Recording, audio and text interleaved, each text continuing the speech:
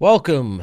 It is Wednesday, the 5th of June, 2024, and as usual, we're going to go over some cyber news and IT news that's happened over the last week. So, before we get started, a couple of things that we're going to be going over is vulnerabilities in Tripwire, Telerik, Zyzel, multiple WordPress plugins, Confluence, Checkpoint again. We did look at Checkpoint last week. I don't know if it's the same thing. We'll take a look in a minute. A malware botnet that bricks 600,000 routers. Microsoft Edge information disclosure vulnerability. Microsoft Azure vulnerability lets attackers bypass firewall rules. And a actively exploited Linux privilege elevation flaw. Again, we'll go through what people are up to and how they're attacking people. We'll take a look at some of the breaches, and then we've got a miscellaneous section to go through. So,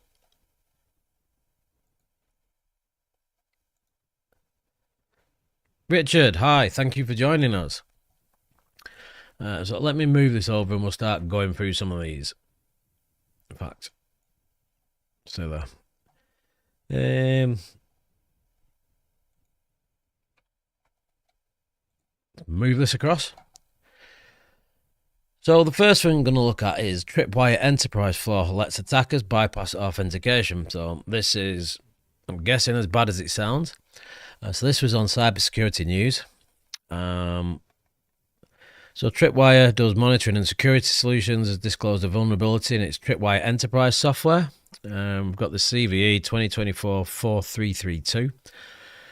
And it's got a score of 9.8. That's pretty bad. Okay, so the flaw allows unauthenticated attackers to bypass authentication and gain privileged access to Tripwire Enterprise. Both REST and SOAP APIs when the software is configured to use LDAP and Active Directory SAML authentication with an optional auto-synchronize user roles, groups, and features. Like I said, it's been given 9.8, and successful exploitation of this flaw could allow remote attackers to gain unauthorized access to sensitive information or modify data through compromised APIs. So it affects Tripwire Enterprise version 9.1.0, and it's been fixed in 9.1.1. So if you're using Tripwire, mainly Tripwire Enterprise, then you need to look at patching. Telerik is next on the list. I'm going to try and go through these as my wife's flying back today, so I need to pick her up from the airport at some stage. She don't want to get the bus. So Telerik, report server flaw, remote attacker bypass authentication. I'm guessing this is a high one as well. So progress on Telerik report server addressed 2 vulnerabilities in its systems. The insecure deserialization was marked as 9.9 critical instead of 8.8 high, which was the original severity. Authentication bypass. So 9.8 allowed threat actors to bypass authentication on the affected installations of Progress Software Telerik reporting. We've got the CVEs for them, 2024-4358 and 2024-1800. Yeah, shut up. Which is insecure deserialization of untrusted data.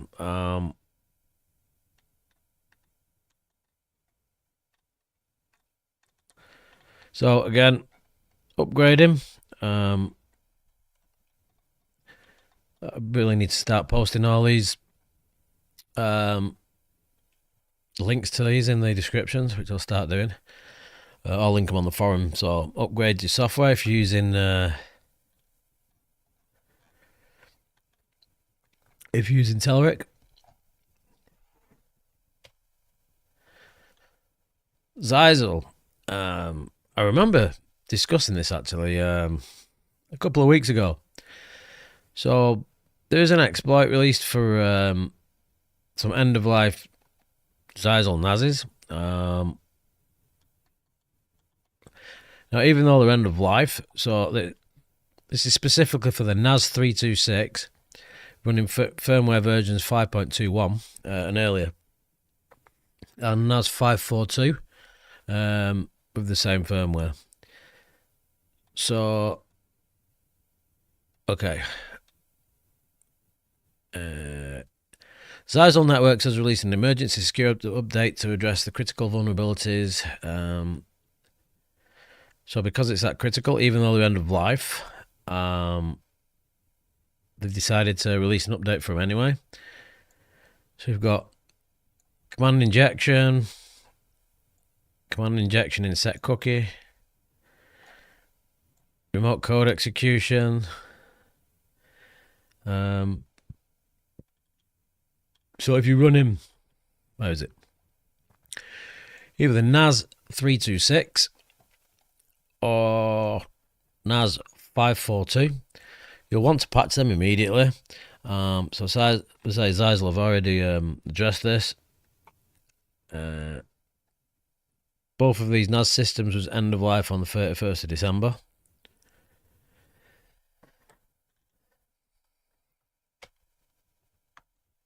WordPress, a weekly WordPress plugin review. So, which ones are they this time?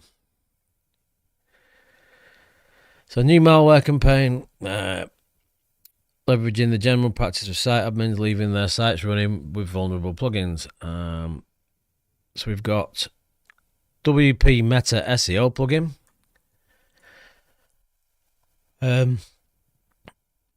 The stored XSS impacted the referrer header, allowing an unauthenticated user to inject scripts on web pages that could execute following users' page visits. Okay, that's pretty bad. So 7.2 for that one. We've got a score of 8.3 for, what's this one? Lightspeed Cache plugin. The developers have addressed a flaw in the plugin. It doesn't say what that is. WP statistics. So the Lightspeed Cache plugin, 5.7.01, released in October 2023, is vulnerable and needs updating. You should be updating WordPress plugins. I'm not even doing it again. You should be updating WordPress plugins. At least check them weekly, or have a script or service that automatically checks for you. WordFence is one I can think of. So WP statistics, 14.5 on earlier, eventually receiving a patch with 14.5.1. Cross-site scripting flaw, URL search parameter. That's not the only 3 WordPress plugins. We've got more of them. WP data tables, SQL injection. So the CV 2024-3820 allows an attacker to perform SQL injection via the ID parameter of the WDT delete table row AJAX action. And this flaw affects all versions of the plugin up to and including 6.31. So if you're running WP data tables, I know it's a popular plugin, you're going to want to make sure you're running a version above 6.31. So, yeah. Obviously, unauthorized access to sensitive information stored in the database. So, update your plugins. Confluence. Remote code execution. So, Atlassian's disclosed a high-severity vulnerability that exists in multiple versions of the Confluence data and data-centered server. CV 2024-21683 was given 8.3 as high. So it has been addressed in the latest versions of Confluence Data Center. So if you're running it, you need to upgrade. Remote code execution. So it allows an authenticated threat actor with a certain level of privileges. So it's not unauthenticated. Does it say what version? Oh, wow. Versions affected. There's a lot, and I'm not even going through them all. So if you're running Confluence Data Center or Confluence Server, check for the latest update. Definitely not reading through all of them. There was a lot of them. Checkpoint. This is a bad one. It's been in the news. Is it the same one? I did cover this last week briefly. Hopefully more information has come out about it now. So 2024 24919. 0-day checkpoint security gateways enabling IPsec VPN or mobile access blades. The vulnerability is exploited in the wild. File read vulnerability. I'm sure this was the one that I addressed last week. Allows an unauthenticated remote attacker. So that's bad. Census says over 13,800 internet-facing devices. I say this every week about I can't stress that you need to keep an eye on things and patch them as soon as they become available. A quick search on Sheridan will reveal your device if it's vulnerable and connected to the internet. This was a strange one. Malware botnet bricked 600,000 routers in a mysterious 2023 attack. So the routers were... Come on, where's the mic? Oh, there we go. ActionTech T3200s, ActionTech T32060S, and Sagemcom F5380.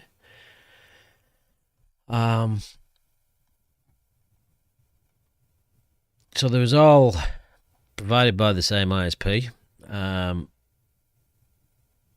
Yeah, affecting a single internet service provider.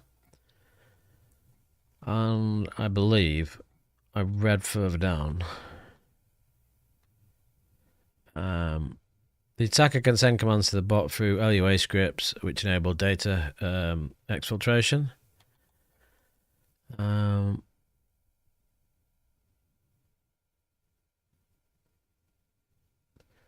Come on, more details.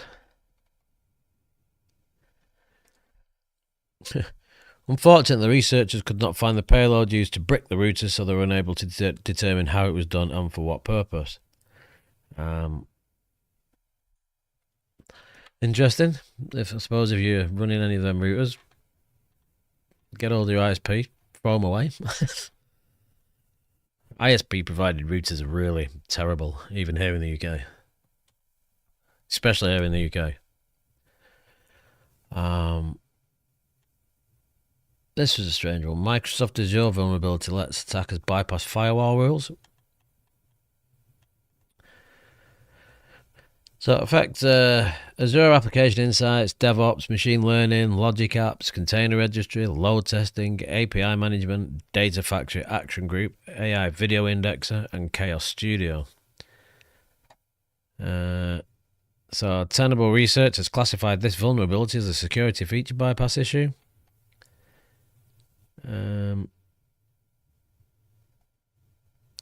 So CVSS generally doesn't apply to like cloud products or Microsoft. But Microsoft Response Center has acknowledged the issue as an elevation of privilege with severity rating of important and has awarded bounty for its discovery. So it's obviously bad. And there's the timeline of the events. So January 2024, Tenable disclosed it to Microsoft. Well, that was within a week. The Microsoft Security Centers confirmed it. So there's not much you can do here. Microsoft has opted to address the issue by creating a centralized documentation to inform customers about usage patterns for service tags. However, the vulnerable behavior still exists. I need to dig more into that. Maybe we'll cover it next week to figure out what it is. Bypass firewall rules by forging requests from trusted services.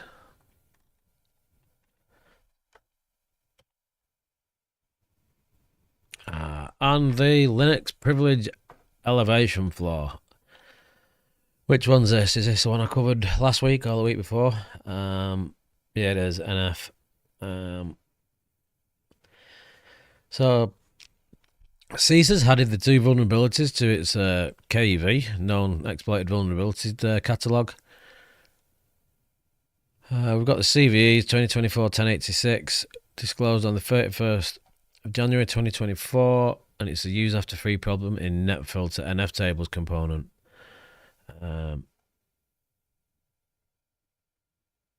This has been updated. So fix has been backported to multiple stable kernel versions. So 5.4.269, 5.10.210, 4.6.6.15, 4.19.307, 6.1.76, 5.15.149, and 6.73. What is the details behind this? So the proof of concept already out. It's local privilege escalation. By exploiting kernel versions between 15.14 and 6.6. So again, you'll want to upgrade.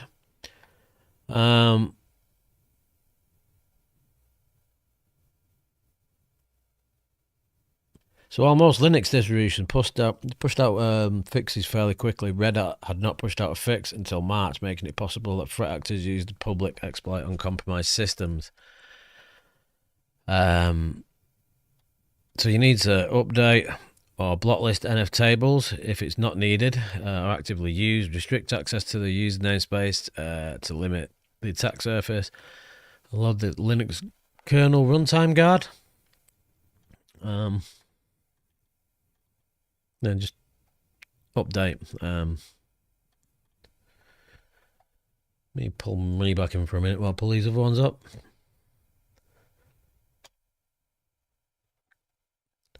Close. Read. What have we got up next?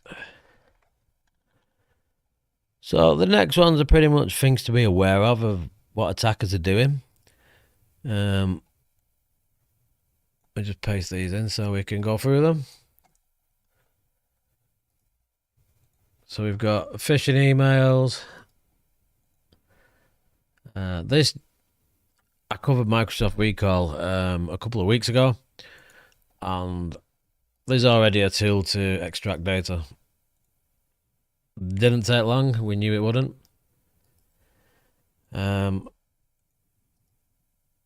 Pirated software full of malware. Who'd have thought that?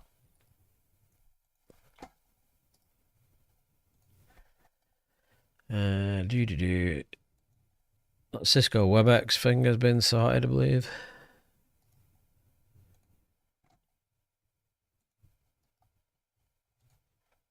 All right, let's pull these ones over.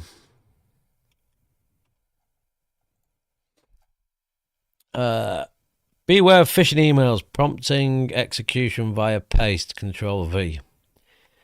I saw this before and I'm not actually ready yet. Attackers are distributing malicious HTML files as email attachments.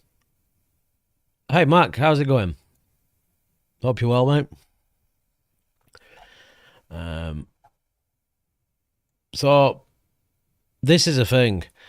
People sending out phishing emails with HTML attachments. What I generally do for our clients is just block them right across the board. And then we only allow them from certain addresses that people need to send them from, because banks send reports and things as HTML attachments. Most people don't need them because you wouldn't send HTML as an attachment. I'd say some people do when they send in reports out and transaction reports and things. And the best thing to do is literally just block them right across the board. Wait till people start complaining. And then just whitelist the addresses to allow just those addresses to send through. So I've seen this a few times. In fact, it's a common tactic that's used, especially against many of our clients. That's why we block them. Usual phishing campaign, employing email subjects that trigger a sense of urgency, free processing, operation instructions. I'm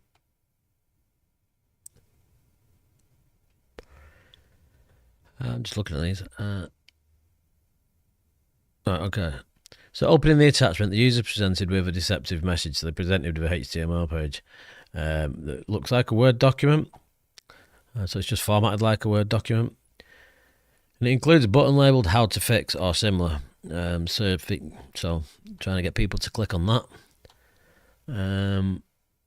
Any.Run, they're coming up in a bit. So clicking this button is the intended exploit vector, and it likely initiates malicious activities such as malware downloads. When the user clicks "How to Fix," a malicious JavaScript file is downloaded. Okay, so the "How to Fix" is a button in the HTML attachment. The file encodes a PowerShell command using base64 and then instructs the user. Wow. The file encodes a PowerShell command using base64 and then instructs the user to either use a keyboard shortcut, so control whatever, or open PowerShell and run the command manually.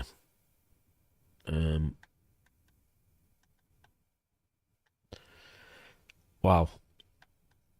Obviously, once you do, the PowerShell script executes.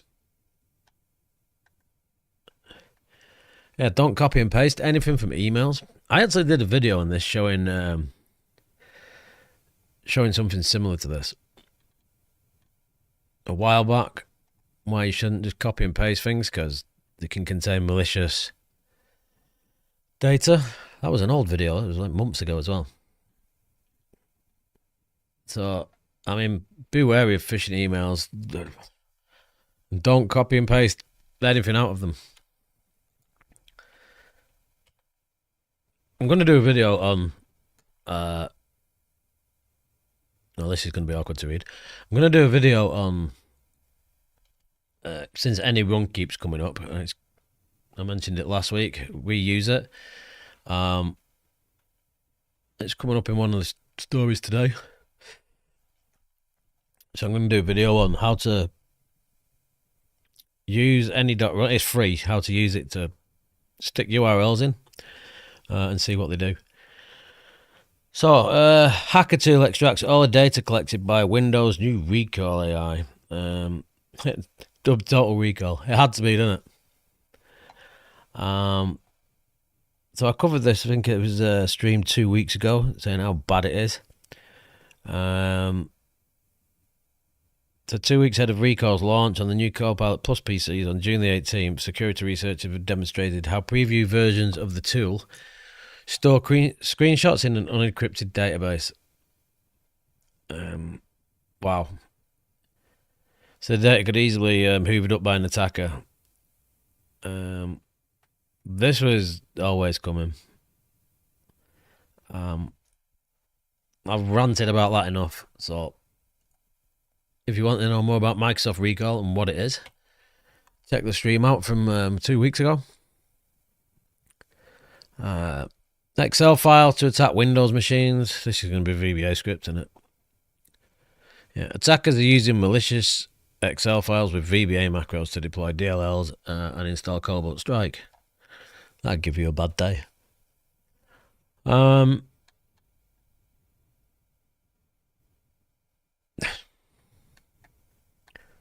Excel shouldn't be set to run. You should have like a single trusted location for documents that need macros enabled, and they should just be blocked other than that.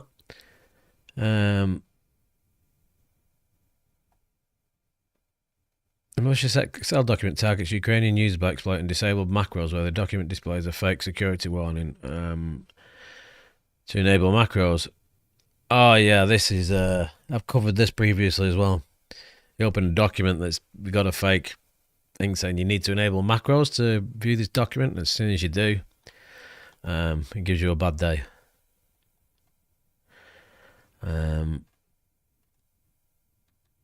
easiest way to, I don't know what they advise on this, but the easiest way to do it is just to make sure your macros are blocked and set rules up so the users can't enable them, and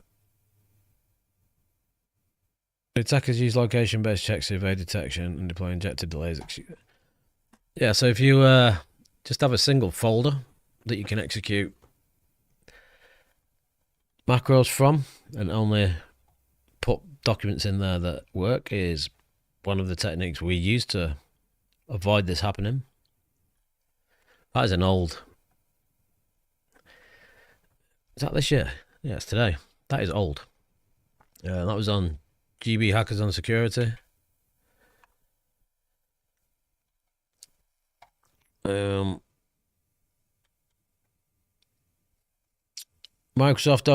Microsoft Office version delivers multiple pronged malware. Don't download dodgy files from the internet. I'm not even gonna entertain that one. Just if you're downloading cracked software and pirated software, it's gonna contain malware. Kind of your own fault.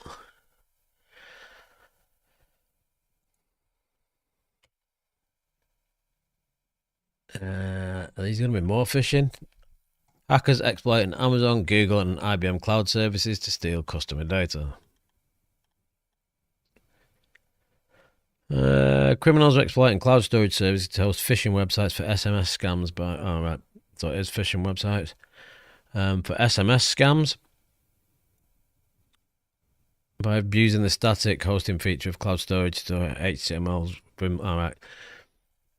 So they're storing HTML, just files that are web pages and sharing the links to them, which are included SMS text messages that bypass firewalls because they contain trusted domains. So I delete messages I deleted one the other day that was actually a legitimate one from a delivery company. I wasn't expecting anything, so I just deleted it. It turned out it was, I looked at it and it looked malicious. Turns out it wasn't. Somebody had ordered something to the wrong unit and I got the notification for it, which was kind of weird because it had my number against it. Not really sure what happened there. Does that bring us to the end of them? Oh no, Cisco WebEx meetings had a flaw in it, letting attackers gain unauthorized access. So obviously there's nothing you can do on this. It's down to Cisco to sort it, which I'm assuming they have. Oh yeah, so Cisco's disclosed a significant security vulnerability in its WebEx meetings platform, allowing unauthorized access to meeting information and metadata. That's not good. The issue identified in early May 2024 affected certain customers hosted in Cisco's Frankfurt data center.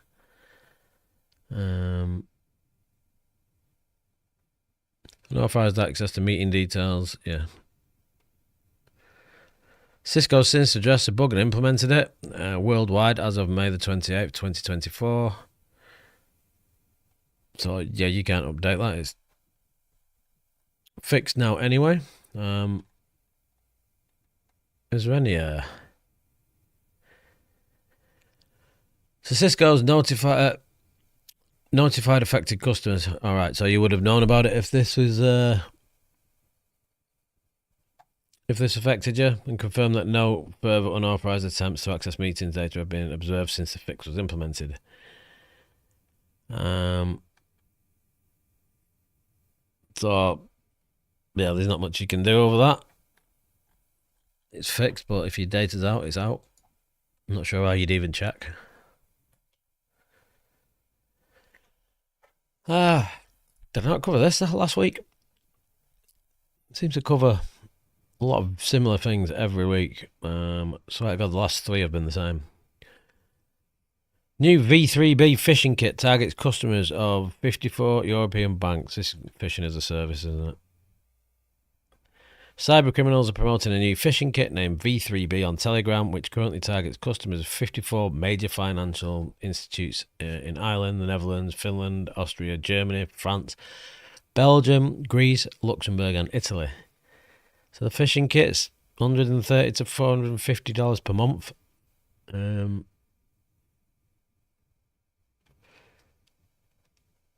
So Telegram channel already counts over 1,250 members, indicating that the new phishing as a service platform is quickly gaining traction. There will be, as we use phishing simulations, bad people are using something else. Yeah, get off. I think that was the last one on there. Pull this back while I see what else is on the cards. I should open multiple browsers to do this, I guess. Where did that go? What are we on next? Beware phishing emails, we've done that. Let's cover some breaches. We have got some other stuff to go over, but we'll cover some breaches first.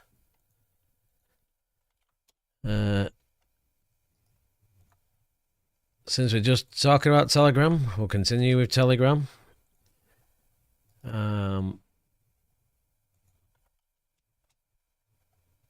Including an update on Ticketmaster. So I brought this up last week and it actually looked fake. Anyway, it turns out it's not fake, and it did actually happen, and it was a company called Snowflake, which is kind of scary.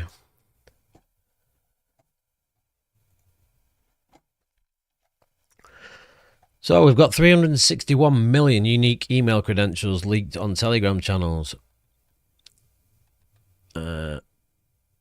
Over 122 gigabyte of data was scraped.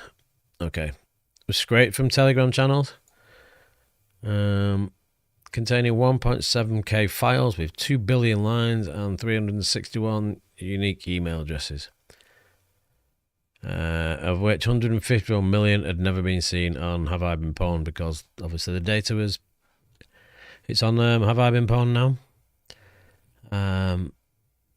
So yeah, it's been loaded in today. Obviously not today, whatever the date this article was. Oh, it was today.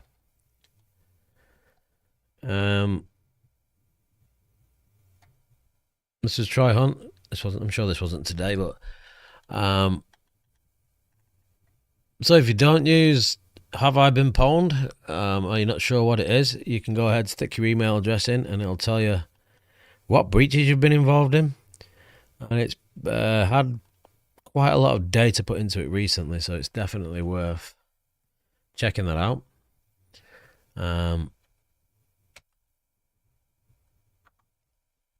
This one was sad. London hospitals disrupted by ransomware attack, obviously putting lives at risk. Ransomware attack affecting pathology and diagnostic services provider Synovis has impacted healthcare services at multiple major NHS hospitals in London. They've still not issued a public statement regarding June the 3rd ransomware attack.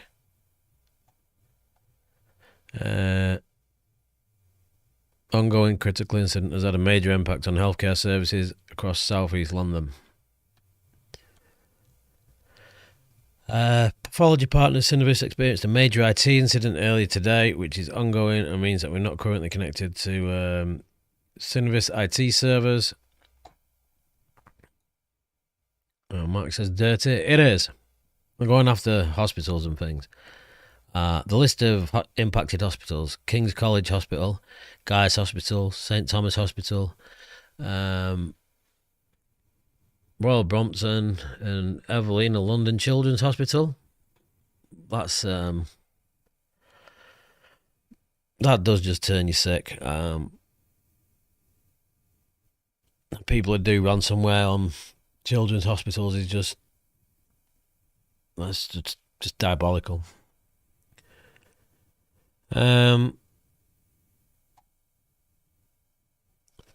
Working urgently to fully understand the impact of the incident with the support of National Cybersecurity Centres involved. Hospitals have cancelled healthcare procedures, including surgeries, or redirected them to other providers. Urgent and emergency care at impacted hospitals will also likely be affected by this ransomware attack, since quick turnaround blood test results are no longer available. Alert on the Synovis customer service portals warns of issues at its data center that all systems are currently inaccessible.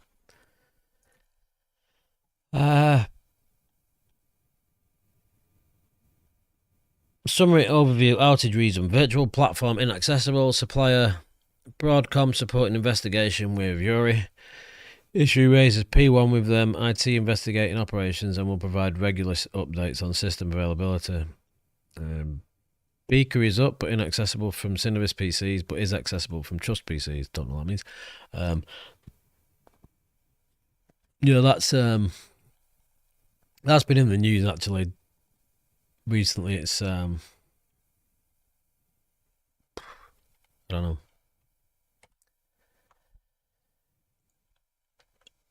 We're at the end there. No, we're not. Close that one. So, GB hackers on security. Threat actors claiming breach of Heineken employees' data. And this was quite a high one as well, I believe. So, threat actors claim responsibility for data breach involving Heineken employees. The news broke through a post on the social media platform tweeted by Dark Web Informer, which specialises in monitoring and reporting on dark web activities. Oh, here's the tweet.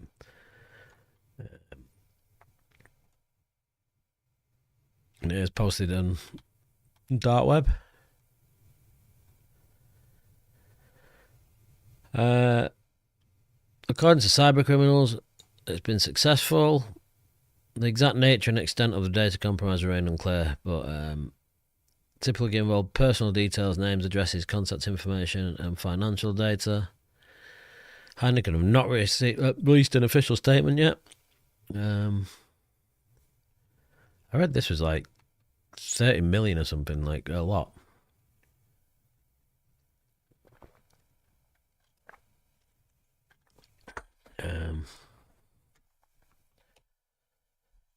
Ticketmaster, this was the one we covered last week.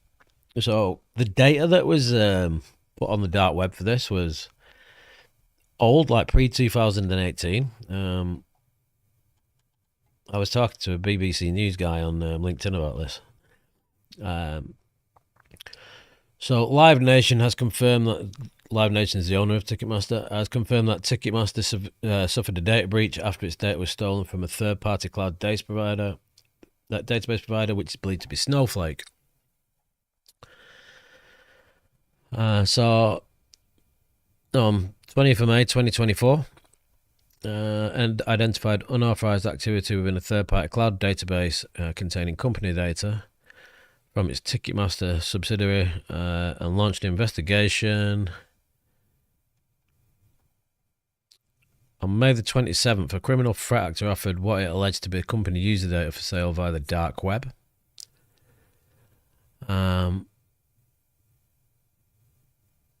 That's a lot. While the breach has allegedly exposed 560 million, the company states that they don't believe that the breach will have a material impact on overall business. I just read that right. While the breach has allegedly exposed the data of 560 million Ticketmaster users, the company states that they do not believe the breach will have a material impact on the overall business operations or its financial conditions. Oh, well, that's okay then.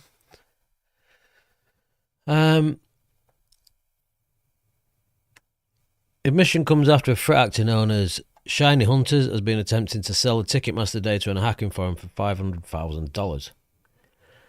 The database is supposed to contain 1.3 terabytes of data, including customers' full details, names, home, email addresses, phone numbers, as well as ticket sales, orders, and event information for 560 million. Well, at least the company said that it won't have an impact on them.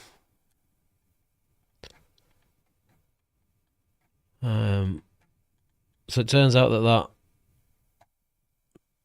looks like we'll cover more on this next week, but it turns out that this did actually happen. So Mandiant Consulting CTO Charles Carmichael told Bleeping Computer that Mandiant has been investigating compromised Snowflake clients over the past few weeks and believes their Snowflake tenants were breached using stolen credentials.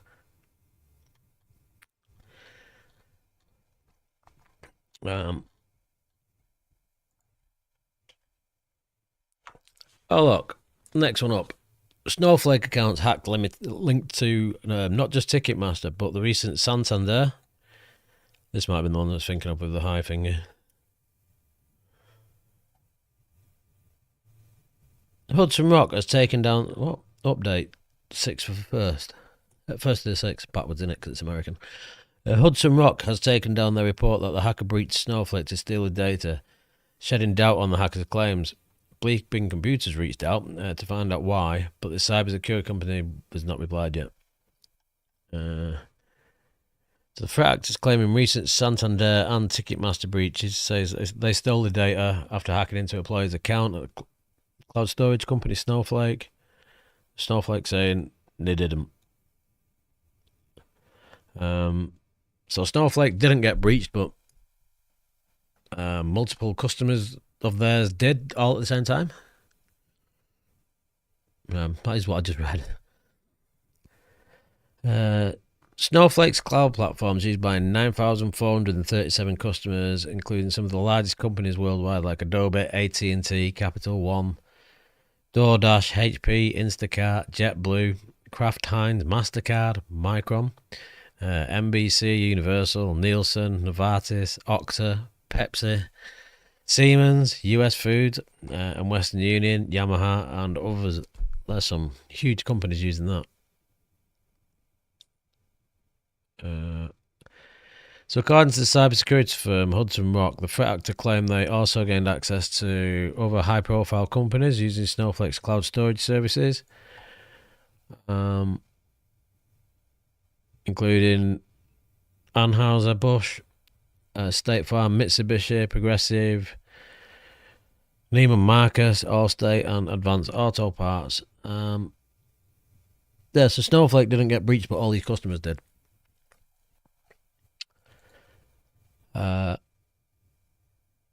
To do that, they say they bypassed Okta's secure authentication process, signed into a Snowflake employee's ServiceNow account using stolen credentials.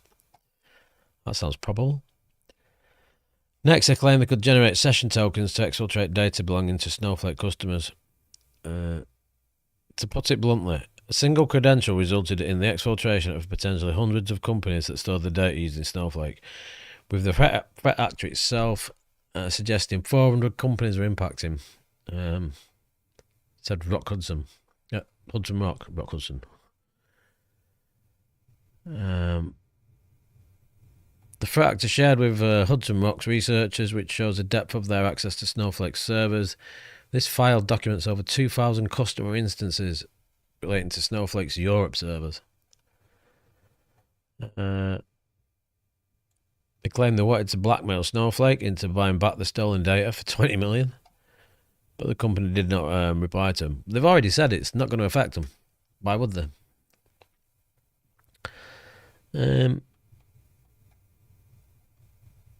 Oh, sorry, no, that was Ticketmaster owners, wasn't it?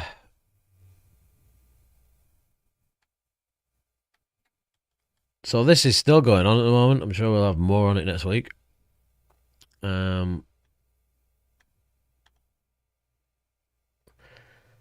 Snowflake notified all customers of the attacks and urged them to secure their accounts and data by enabling MFA.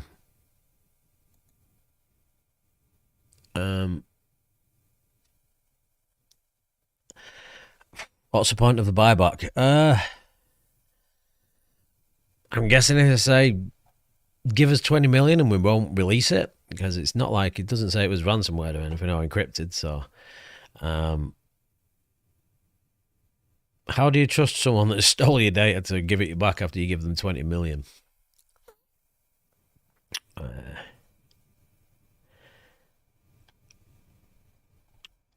So they've published a security bulletin with indicators of compromise, investigative queries, and advice on how potentially affected customers can secure their accounts. Wow, that's massive. I mean, just the size of Ticketmaster alone. So I read that one of them was like 30 million people as well. Was it Santander?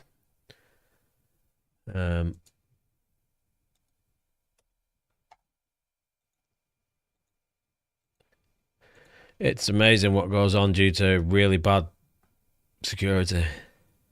Stolen credentials. Exactly. There's already a copy out there. Cannot be undone. Cannot trust the people that have it. Yeah, no, it's like people that do ransomware and encrypt your data. Can you excuse me? Can you trust them to give it you back? If somebody's got it and you give them 20 million, what's to stop them releasing it anyway? Because threat actors and cyber criminals have morals, do they? And you can trust them. Where's that gone? What time are we on? I need to keep my eye on the time for the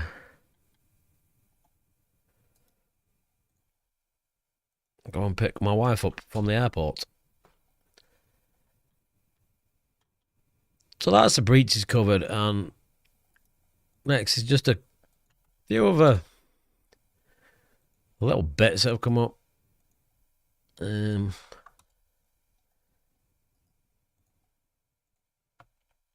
Which are kind of relevant to what we mentioned earlier.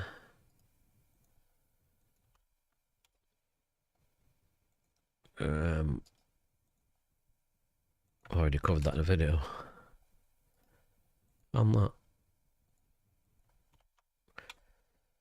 Right, let's get on with it. In fact, there's only two more. Let me just copy that one as well. I'll find an easy way of doing this. It takes more time pulling websites up.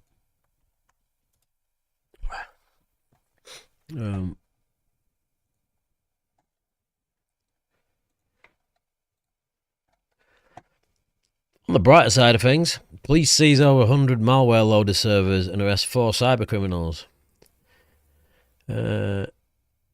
Operation Endgame. Oh, I read about this. Operation Endgame has seized over 100 servers worldwide used by multiple major malware loader operations, including IcedID, Peekabot, TrickBot, Bumblebee, SmokeLoader, and System BC. This happened between the 27th and the 29th of May. Over 16 locations across Europe, and led to the arrest of 4 individuals, 1 in Armenia and 3 in the Ukraine. Additionally, police have identified 8 fugitives linked to the malware operations who will be added to Europol's most wanted list.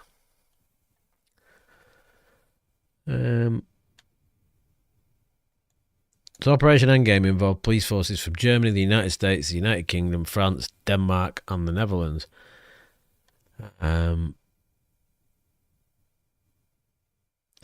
So it was supported by Bitdefender, Cryptolamus, Sequoia, Shadow Server, Team Simru, Podcast, Proofpoint.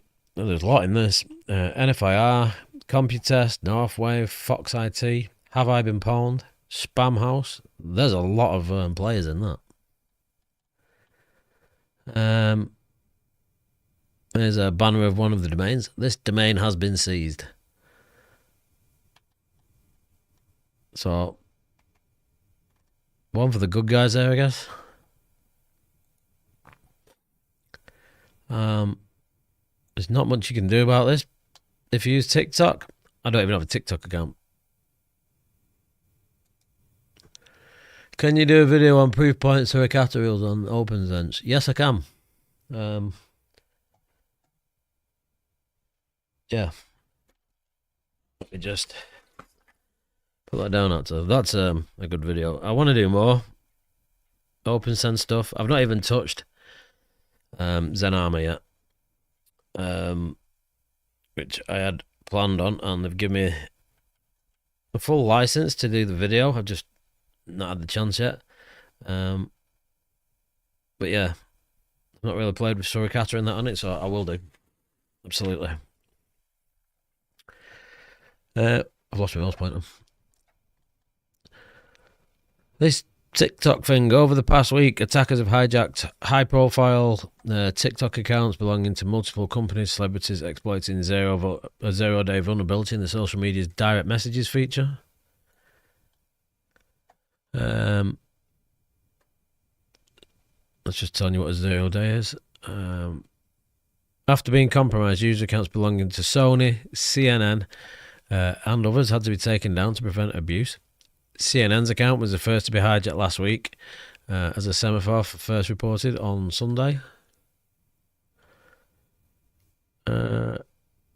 Forbes reported the exploit used by the attackers via DM only needs a target to open a malicious message and doesn't require downloading any payroll or embedding.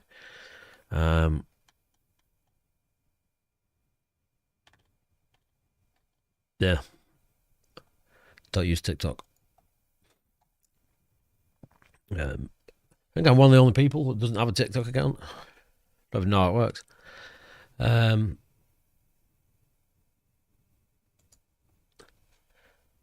What can you do against that as a user? Yeah, nothing. If it's just clicking on the message and not, well, download the file, and not what you can do.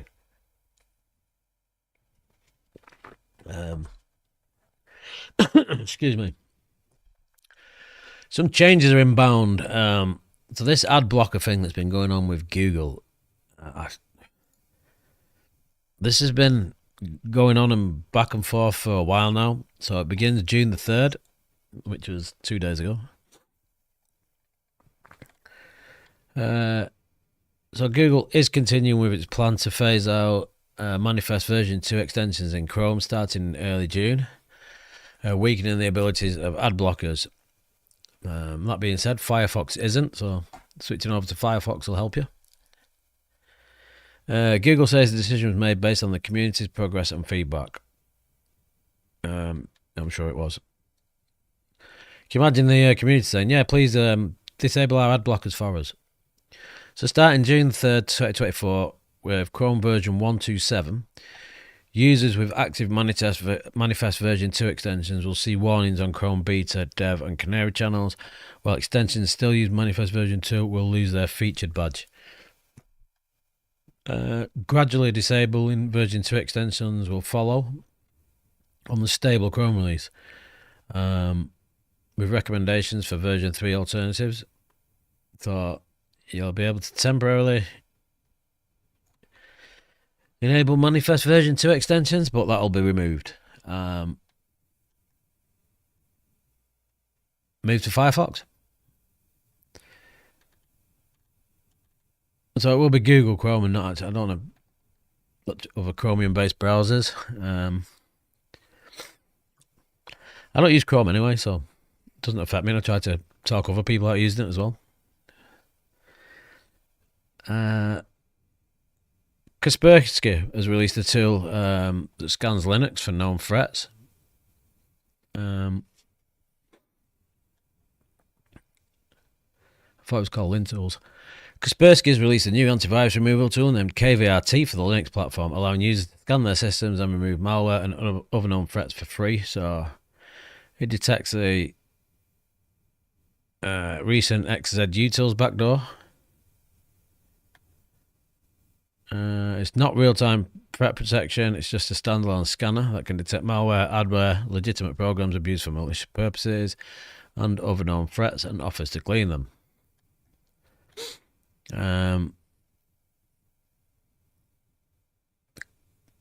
Copies of files are moved to var opt kvrt 2024_data. Uses frequently updated antivirus database to scan the entire system for matches. But you need to download a new copy of the tool each time to get the latest definitions. I've not looked at this tool yet.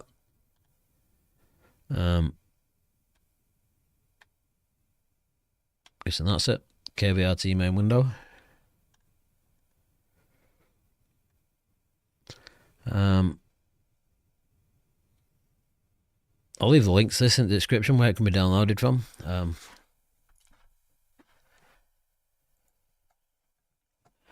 Any.Run. Okay. So I mentioned these. I mentioned them in last week's live stream. I'm going to do, say, a video on this platform. We use it a lot, and because you can use it free, it's really good. Just don't, if you're using the free version of it, don't upload any data that contains sensitive information, because it appears on the public scans. So Any.Run have revamped their user interface for a more streamlined workflow, as the sandbox homepage now features a shortcut for buttons to launch new malware analysis sessions. I'll cover this, as I say, on the video, because I do have an account with them. So eliminating the need to navigate through the outdated map interface. When was this dated? June 4th. I'll have to go have a look at this. So the security system has received a comprehensive malware detection and configuration extraction upgrade. The new Yara rules target specific malware families, including Sliver, Gritopia, Phobos, and Pure HVNC.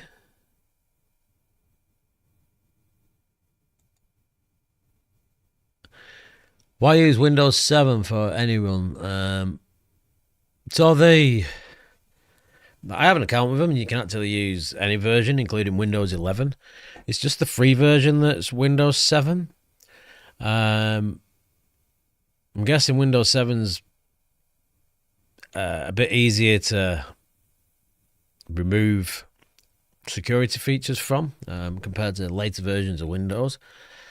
Yeah, obviously, if you want to test against the latest versions, then you're going to have to get an account. So you can use Windows 7. 1 second. I'll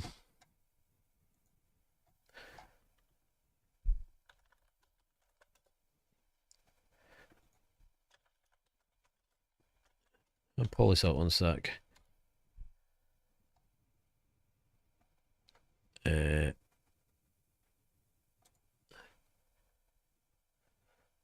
There's a sign-in button.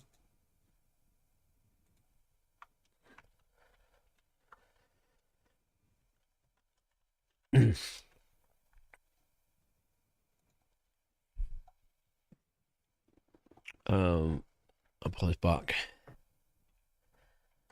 Make it a bit bigger.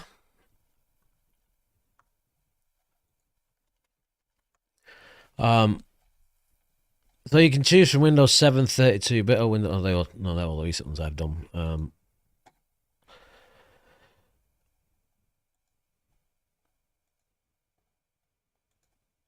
So you've got Windows 7 32, 64-bit, Windows 8.1, Windows 8.64-bit. You've got 32-bit and 64-bit versions of Windows 11. And it also has the 64-bit version of Ubuntu. So 2204.2. So it's just the free version that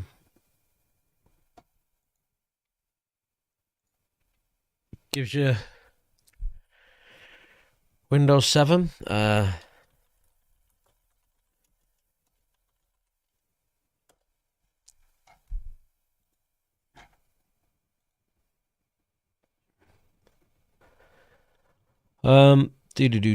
So there's a limit on the free version. I think it's 60 seconds as well to upload a file. Yeah, there they are. So there's a limit on the free version.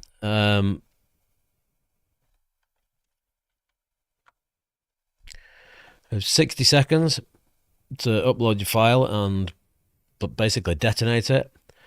And then on the other plans, you've got like 360 seconds, 660, and the enterprise one's got 1200 seconds. So it definitely does support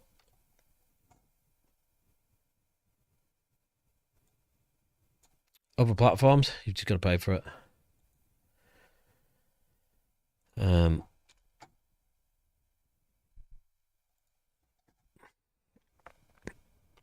So I'll do a full video on it and go through it, because I say we do use it a lot.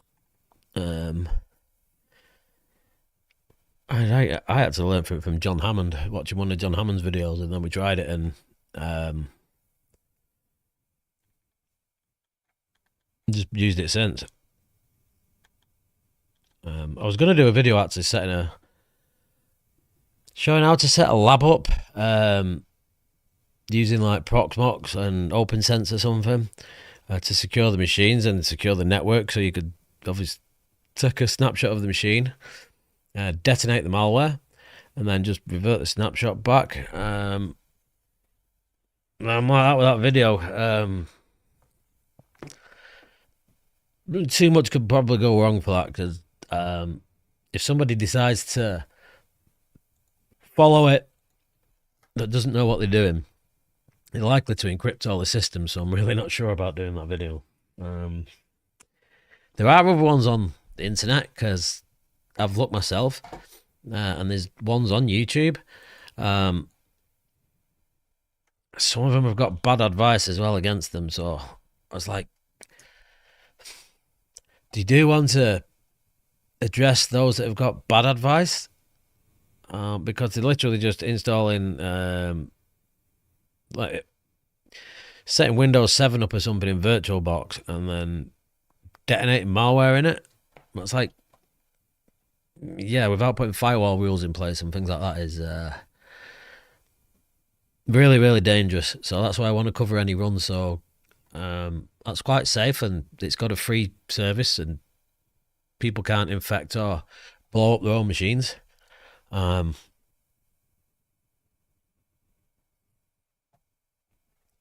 Richard, thank you. Have to go. Thank you for joining us. I'm much appreciated.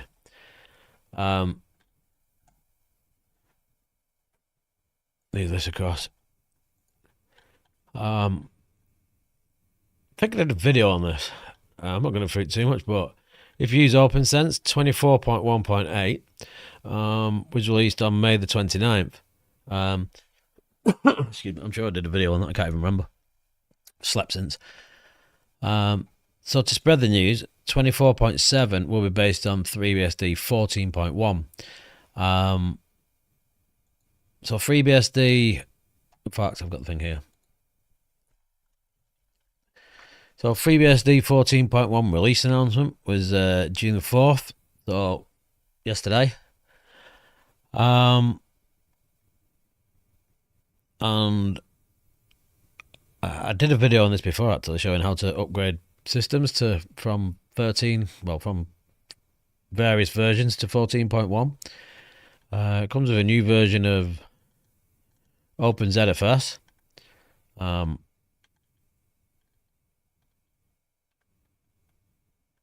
might cover that, we'll see. But anyway, the point that I was getting at is that visible? Oh, there, it's gone. So 24.7 were based on FreeBSD 14.1. So because FreeBSD 14.1 was released yesterday, they're now working on OpenSense to get it up and running with 14.1. So 24.7 has been moved into its stable branch so they can update it and get it working.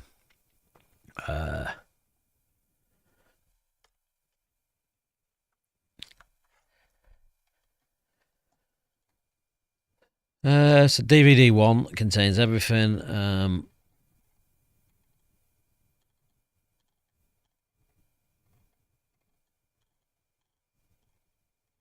Yeah, right. But the notable changes are OpenZFS. Wow, there's a lot on there.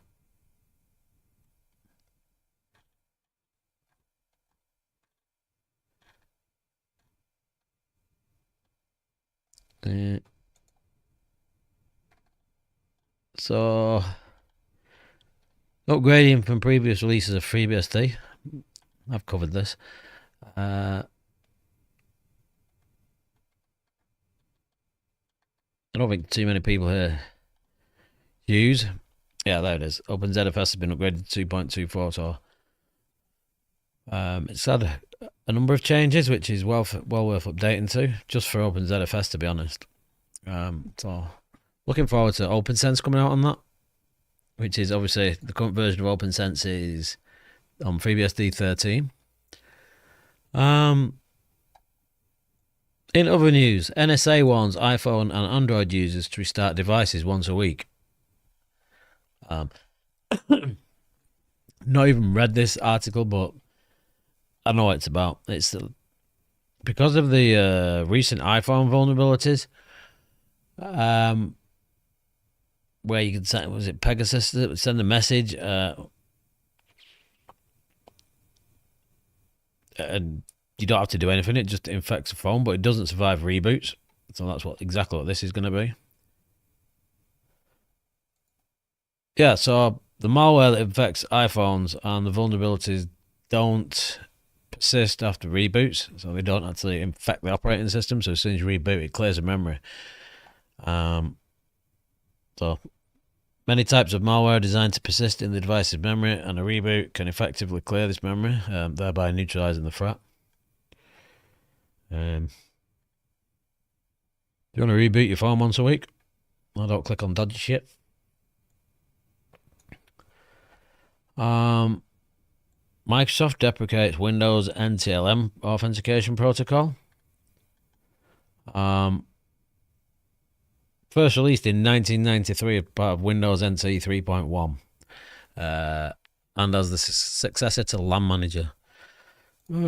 Wow, Windows NT 3.1. That brings back some memories. I was actually playing with that. Used to work on that.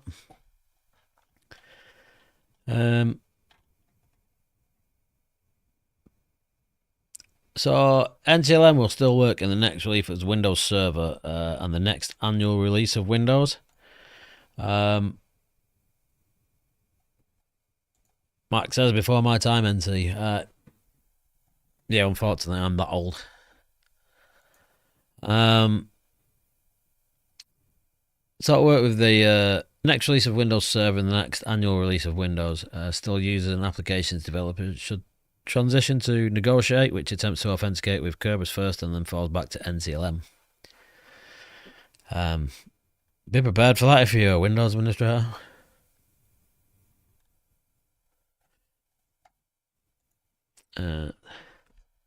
Time we're on 29. Got a couple of things I just want to finish off with. No, don't. We're done. We got to the end. I really need to get going and go and pick my wife up. We're back again on Wednesday. And Mark, I will have a look at Suricata on OpenSense.